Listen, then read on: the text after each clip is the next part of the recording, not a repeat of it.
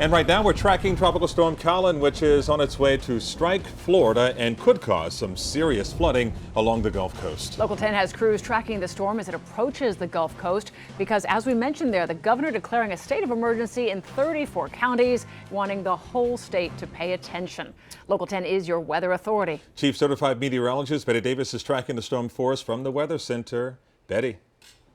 Hi, let's talk about the new advisory. It is in, and no huge changes in the strength of Tropical Storm Colin. Maximum sustained winds at 50 miles an hour. The center of circulation is 70 miles south-southwest of Apalachicola, Florida. It is moving north-northeast at 23 miles an hour. So it did speed up, and we are just hours away from that landfall. The projected path from the National Hurricane Center looks like this, still showing it coming in probably around 8 o'clock this evening, right around the Big Bend of Florida.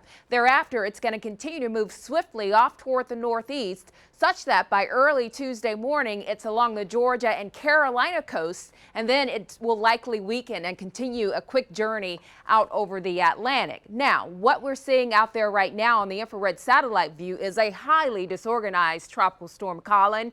That center of circulation well removed from the shower, thunderstorm activity, and also the hurricane hunters finding that the strongest winds with Colin were actually displaced about 200 plus miles southeast of that center of circulation. So the tropical storm force winds extending out 200 plus miles from the center. The moisture really stretched out with it. So even before the landfall happens, plenty of rain and gusty winds starting to move in over Florida. And you can see that even here in South Florida, where the fringes of the system are being felt. We're tracking some rain and some gusty showers too on the west side of the peninsula. And now some of those gustier showers making it over into portions of Broward and Miami-Dade counties. We'll talk a lot more about the impacts on us locally in a few minutes. Calvin?